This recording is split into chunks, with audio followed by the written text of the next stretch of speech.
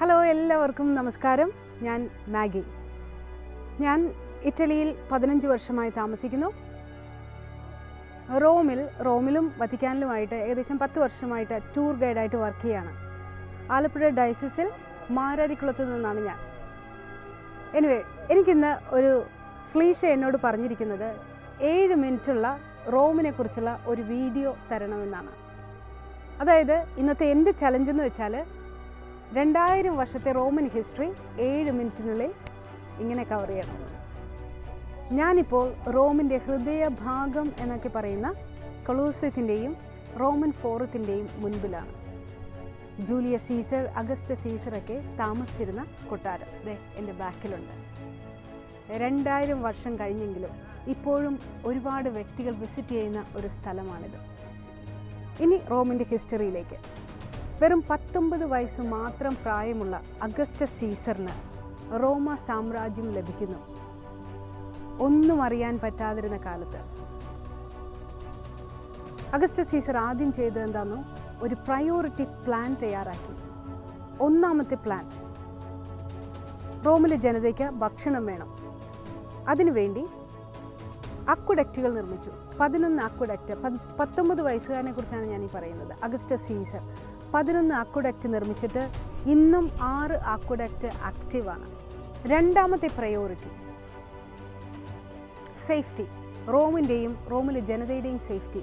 അതിനുവേണ്ടി കെട്ടുറപ്പുള്ള മതിലുകൾ നിർമ്മിച്ചു റോമയ്ക്ക് ചുറ്റും.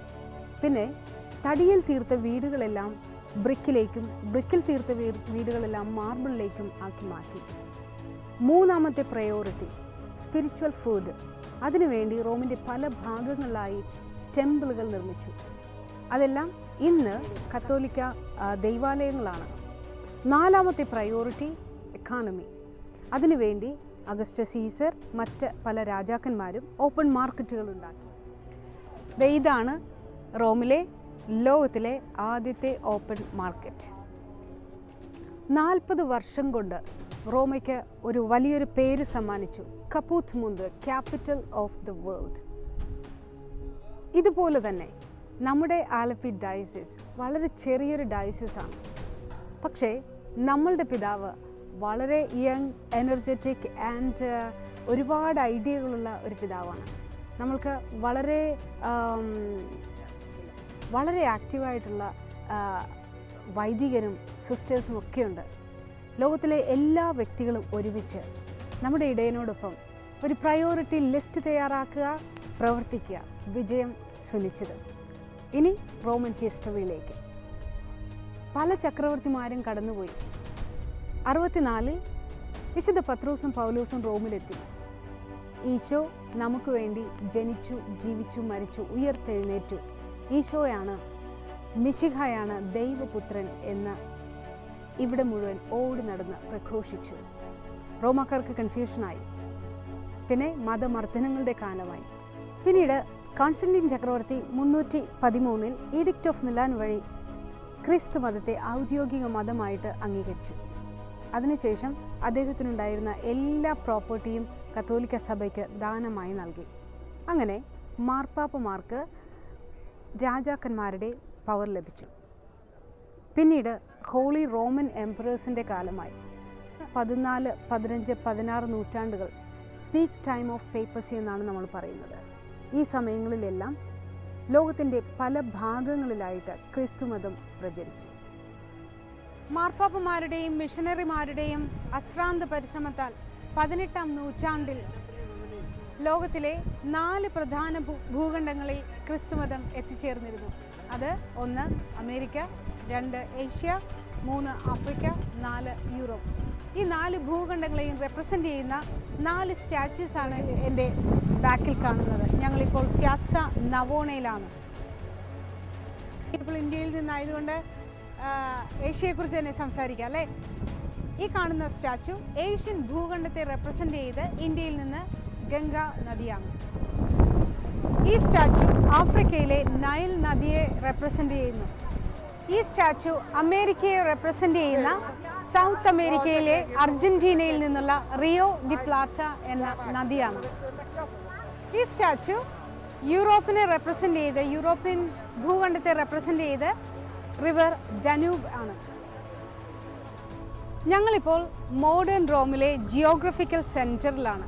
എൻ്റെ ബാക്കിലായിട്ട് ബ്യൂട്ടിഫുൾ ആയിട്ടുള്ള ഒരു പുതിയ ബിൽഡിംഗ് കാണാം. 1911 യൂണിഫിക്കേഷൻ ഓഫ് ഇറ്റലിയുടെ ഭാഗമായിട്ട് വിക്ടർ ഇമ്മാനുവൽ II എന്ന് പറയുന്ന ഇറ്റലിയുടെ ആദ്യത്തെ രാജാവ് പണി കഴിപ്പിച്ചതാണിത്. ഒന്നാം ലോക മഹായുദ്ധത്തിൽ മരിച്ച എല്ലാ വീരയോദ്ധാക്കൾക്കും വേണ്ടി ഡെഡിക്കേറ്റ് ചെയ്യപ്പെട്ടിരിക്കുന്ന ഒരു മോഡേൺ ബിൽഡിങ്ങിലാണ് നമ്മളിപ്പോൾ. പ്യാച്ച വെനേഷ്യ. വത്തിക്കാനില്ലാതെ എന്തൊരു റോമ ടൂർ അല്ലേ. 1870 മുതൽ യൂണിഫിക്കേഷൻ ഓഫ് ഇറ്റലി നടന്ന സമയം മുതൽ വത്തിക്കാൻ ഒരു സ്വതന്ത്ര രാജ്യമാകാനുള്ള ചർച്ച നടക്കുകയാണ്. അങ്ങനെ 1929 മുസോളിനി റോമയെ പ്രതിനിധീകരിച്ചും പയസ് 11 മാർപ്പാപ്പ വത്തിക്കാനെ റെപ്രസെൻ്റ് ചെയ്തും ലാറ്ററൻ ട്രീറ്റി സൈൻ ചെയ്തു. അങ്ങനെ 1929 വത്തിക്കാൻ ലോകത്തിലെ ഏറ്റവും ചെറിയ രാജ്യമായി. ഓക്കെ, എൻ്റെ ബാക്കിൽ സെയിൻറ്റ് പീറ്റേഴ്സ് ബസിലിക്കയാണ്.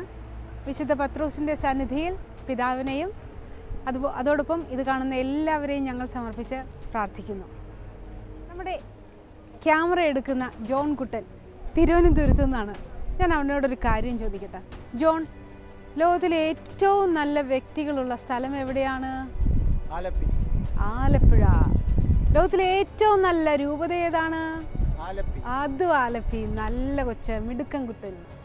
ഞാനിത് അവനൊരു ബിരിയാണി കൊടുക്കാമെന്ന് പറഞ്ഞിട്ട് അവൻ പറയുന്നതേ അല്ല കേട്ടോ. ഇത് അവനവൻ്റെ മനസ്സിൽ നിന്ന് വന്ന ഒരു സത്യസന്ധമായിട്ടുള്ള ഒരു ആൻസറാണ്.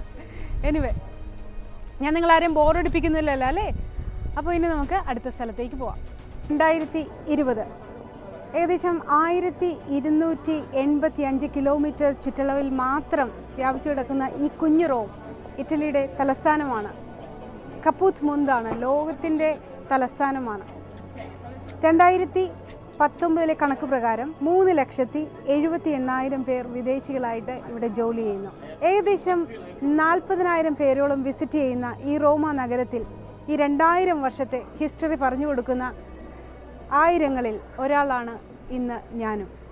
ഒരിക്കലെങ്കിലും ജീവിതത്തിൽ കണ്ടിരിക്കേണ്ട ഒരു സ്ഥലം റോം, കപ്പൂത്ത് മുന്ത്. നിങ്ങൾക്ക് കാണാൻ സാധിച്ചില്ലെങ്കിൽ നവമാധ്യമങ്ങളിലൂടെ റോമിലെ ചരിത്രവുമായി ഞങ്ങളെത്തും നിങ്ങളുടെ സ്വീകരണ മുറികളിൽ. ആലപ്പുഴയുടെ എല്ലാ സ്വപ്ന പദ്ധതികൾക്കും എല്ലാവിധ ഭാവുകങ്ങളും പ്രാർത്ഥനകളും നേർന്നുകൊണ്ട് നിങ്ങളെല്ലാവരെയും ഹൃദയത്തോട് ചേർത്ത് ഒരുപാട് സ്നേഹത്തോടെ റോമിൽ നിന്ന് മാഗി. ബൈ.